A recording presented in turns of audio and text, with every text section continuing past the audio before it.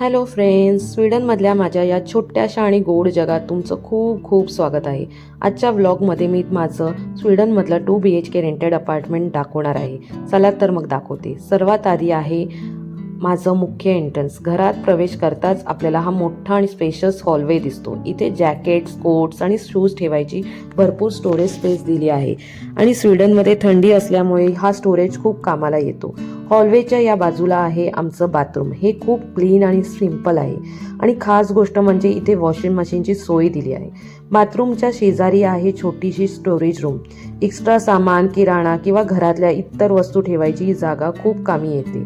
आता येऊया माझ्या फेवरेट जागेत, किचनमध्ये. आमचं किचन खूप स्पेशियस, ब्राईट आहे.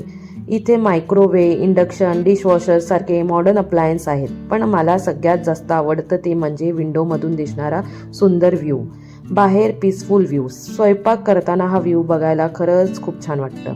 किचनमधून बाहेर आल्यानंतर इथे आम्ही आमचं छोटंसं आणि प्रसन्न देवघर सजवलं आहे. सोबत काही होम डेकोर आयटम ठेवून घरातल्या आमचा पर्सनल टच दिला आहे. आता आहे आमचा पहिला बेडरूम, जिथे खिडकीतून भरपूर नॅचरल लाईट येतो. आम्ही इथे कम्फर्टेबल बेड, स्टडी टेबल आणि मिरर सेटअप दिला आहे.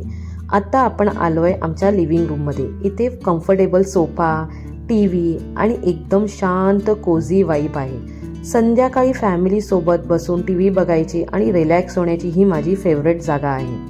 लिव्हिंग रूममध्ये आणि बाजूला आहे आमचा सेकंड बेडरूम. हा रूम आम्ही अर्णवचा रूम म्हणून यूज करतो. इथे त्याच्यासाठी कम्फर्टेबल बेड, त्याच्या गरजेला असलेल्या गोष्टी व्यवस्थित अरेंज केल्या आहेत आणि या बेडरूममधूनच आपण थेट बाल्कनीमध्ये जाऊ शकतो. बाल्कनीमध्ये उभं राहिलं की बाहेरच शांत आणि सुंदर परिसर दिसतो.